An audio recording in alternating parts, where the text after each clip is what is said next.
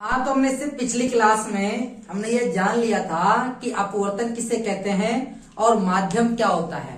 यानी सघन माध्यम, विरल सघन।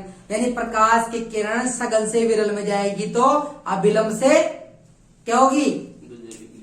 सघन से विरल में जाएगी तो अविलंब से दूर हटेगी।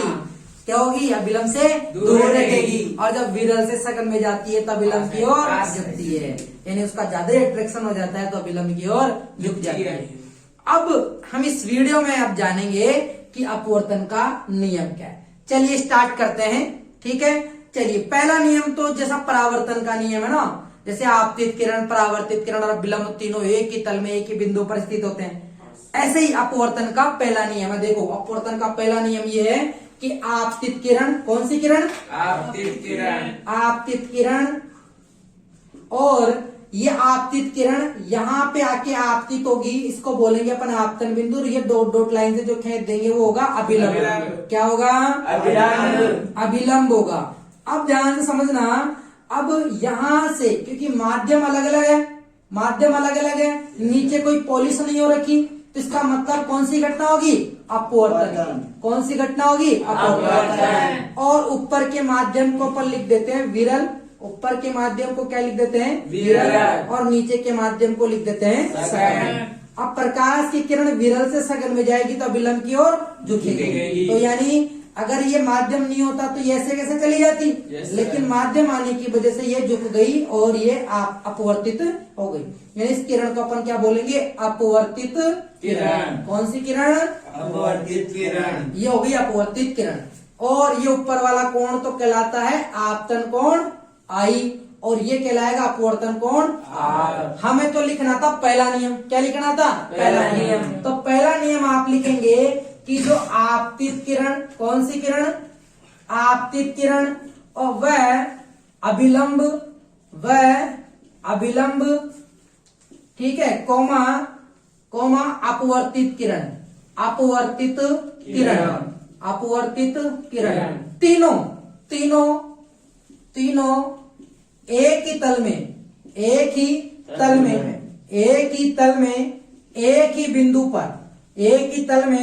एक ही बिंदु पर क्या होते हैं? स्थित। क्या होते हैं? स्थित।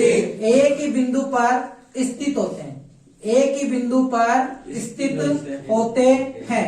यही अपवर्तन का पहला नियम है। यानी देखो, आपतित किरण ये आ रही है, जिसे हम शॉर्ट में बोल रहे हैं आकी। क्या बोल रहे हैं? आकी। और यहां से इसका क्या हो गया? अपवर्तन। क्या हो गया? अपवर्तन।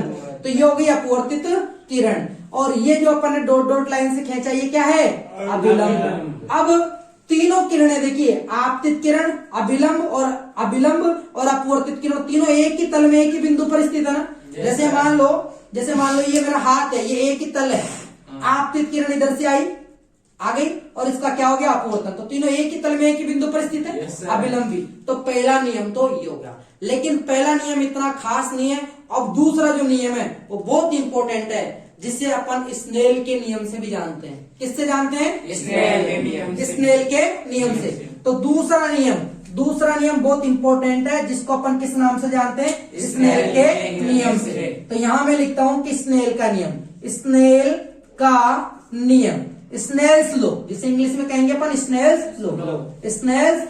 ये स्नेल्स लॉ देखिए क्या होता है।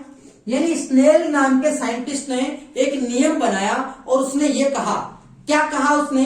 कि जो आपतन कोण बन रहा है और ये जो अपवर्तन कोण बन रहा है, इनके बीच में एक संबंध होता है। क्या होता है? एक संबंध होता है। यानी आपतन कोण की जया। अब आप सोच रहे हो सर ये जया क्या है? सोच लो ना, जया कोई जया बच्चन तो है नहीं। अगर आपने त्रिकोणमिति ढंग से पढ़ी हो, जिसमें sine theta, cos theta, tan theta पढ़ा होगा ना, तो उसमें साइन को क्या बोलते हैं? जया। साइन को क्या बोलते हैं? पहले हिंदी में साइन को पता है क्या बोलते थे? जया बोलते थे। क्या बोलते थे? जया। तो बाद में जाके इनका शॉर्ट नाम रख दिया कि जया को अपन क्या बोलेंगे? साइन। क्या बोलेंगे? साइन। वैसे ही कोस को बोलते थे कोस जा। कोस को क्या बोलते थे? कोस जा। और टेन को बोलते थे स्पर्श जा। टेन को क्या बोलते थे? स्पर्श जा। तो अभी जो परिभाषा जो बनी, स्नेल ने जो अपना नियम दिया, तो स्नेल ने कहा कि ये साहब ये जो है ना साइन आई बटा साइन आर, इन दोनों का जो अनुपात आता है वो नियतांक आता है। क्या आता है? नियतांक। नियतांक का मतलब कांस्टेंट आता है। क्या आता है? कांस्टेंट आता है। तो ये कांस्टेंट बोला, अब इसको लिखेंगे कैसे? लिखेंगे कैसे? तो हम जानते हैं कि साइन को शुद्ध हिंदी में क्या बोलते हैं? जया। क्या बोलते हैं? जया। तो हम इसके लिए परिभाषा लिख देंगे, आपतन कोण की जया। किसकी जया? आपतन कोण की जया। वह, और यहाँ पे ये कौन सा कोण है? अपवर्तन कोण। कौन सा कोण है? क्योंकि अपवर्तन कोण को अपन क्या से लिखेंगे? इसमें आर से। आपतन कोण की जया वह अपवर्तन कोण की जया, आपतन कोण की जया व अपवर्तन कोण की जया का अनुपात।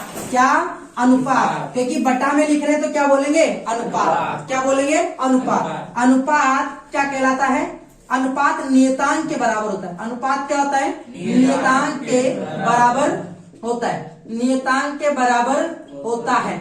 इसे ही क्या कहते हैं? स्नेल का नियम कहते हैं। इसे ही क्या कहते हैं? स्नेल का नियम। यानी आप तो ये याद कर लो कि साइन आई बटा साइन आर बराबर नियतांक होता है। यही स्नेल का नियम है। यही क्या है? स्नेल का नियम। अब आप लिखोगे तो लिखोगे आपतन कोण की जया व अपवर्तन कोण की जया का अनुपात एक नियतांक के बराबर होता है। उसे अपन क्या कहते हैं? स्नेल का नियम कहते हैं। ठीक है। और स्नेल का नियम ही अपवर्तन का कौन सा नियम है? दूसरा।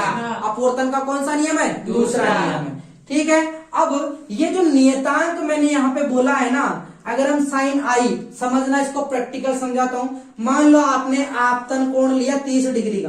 कितना लिया? 30 डिग्री का। और आपने वायु में से आपने कांच में प्रकाश की किरण डाली 30 डिग्री का कोण बनाते हुए। कितना कोण बनाते हुए? 30 डिग्री का कोण बनाते हुए। तो इसका जब अपवर्तन होगा, क्या होगा? अपवर्तन होगा। चलिए मैं इसको 30 ना मान के मैं इसको 45 मान लेता हूँ। क्या मान लेता हूँ? 45 डिग्री। कितना मान लेता हूँ? 45 डिग्री। और जब इसका अपवर्तन हुआ तो ये विरल से सघन में जा रही थी, तो कोण क्या होगा? कम होगा। और कोण कम मैंने मान लिया कि लगभग 30 डिग्री आ गया। कितना डिग्री आ गया? 30 डिग्री। कितना आ गया? 30 डिग्री। यानी आपतन कोण का मान 45 डिग्री और अपवर्तन कोण का मान कितना हो गया? 30 डिग्री। 30 डिग्री हो गया। यानी आई का मान 45 और आर का मान 30 डिग्री। अगर आप लोगों को त्रिकोणमिति आती है और त्रिकोणमिति की टेबल याद हो तो आप अभी इसका अपवर्तनांक निकाल सकते हो। क्या निकाल सकते हो? अपवर्तनांक, जिसे अपन रिफ्रैक्टिव इंडेक्स बोलते हैं इंग्लिश में। क्या बोलते हैं? Refractive index. तो देखिए साइन, अगर मैं एग्जाम्पल के तौर पे ले रहा हूं तो साइन आई का मान कितना है? 45 डिग्री। कितना है? 45 डिग्री। आर का मान कितना है? 30 डिग्री। तो अपन यहाँ पे लिखेंगे साइन 30 डिग्री बराबर कांस्टेंट मान आएगा। कांस्टेंट का मतलब है कि कोई एक फिक्स मान आने वाला है, गणित का कोई भी एक मान आने वाला है। तो साइन 45 का मान बताइए कितना होता है? साइन 45 का मान अगर आपको टेबल आती हो कितना होता है? साइन 45 का मान 1/√2। 1/√2। सही बताया रोशन ने। साइन 45 का मान कितना होता है? 1/√2 बटा साइन 30 का मान कितना होता है? 1/2। साइन 30 का मान कितना होता है? 1/2। तो यहाँ पे अपन ने 1/2 लिख दिया। अब इसको हल करेंगे। देखिए हल करेंगे तो क्या होगा? 1/√2। तो ऐसे कैसे? गुणा 2 चला जाएगा ऊपर और 1 आ जाएगा नीचे। 1 से 1 कट गया, 1 से 1 कट गया। ऊपर क्या है? 2। क्या मैं 2 को 2 √2 और √2 लिख सकता हूँ? 2 को, क्योंकि √2 गुणा √2 करूंगा तो 2 ही आएगा। 2 ही आएगा। तो √2 बटा में क्या है? √2। 1 कट गया तो बचा कितना? √2। और √2 का मान होता 1.414। इसका मतलब रिफ्रैक्टिव इंडेक्स का मान यानी अपवर्तनांक का मान कितना आ गया? 1.4। यानी अगर वायु और अपन कांच की तुलना करते हैं तो इसका मतलब है उसका अपवर्तनांक कितना आता है? 1.414। यानी लगभग 1.5 आ गया। और कांच का अपवर्तनांक इतना ही होता है, 1.50 ही होता है। कांच का अपवर्तनांक कितना होता है? 1.50 ही होता है। तो लगभग आया नहीं आया? यहाँ पर अपन ने अपने हिसाब से एंगल माना था। तो आप लोग यहाँ से समझ गए कि अपवर्तनांक भी किसे कहते हैं। अपवर्तनांक का मतलब होता है कि जब हम एक माध्यम से दूसरे माध्यम की तुलना करते हैं, प्रकाश की किरण जब एक माध्यम से दूसरे माध्यम में जाती है और हम उसकी तुलना करते हैं, कंपेयर करते हैं ना उसको, तो उनका जो अनुपात में नियतांक मान आता है वो इसका क्या होता है? अपवर्तनांक होता है। जैसे कि कांच का 1.5 होता है, कांच का 1.5 होता है। हीरा, हीरे का 2.42 होता है। हीरे का क्या होता है? 2.42। यानी सबसे ज्यादा जो अपवर्तनांक है वो किसका है? हीरे का। कितना है? 2.42। कितना है? 2.42। और कांच का, पानी का कितना होता है? 1.25। 1.25 नहीं, 1.33। और वायु का कितना होता है? वायु का अपवर्तनांक 3 into 10 की पावर 10 और 8। गलत बेटा, गलत।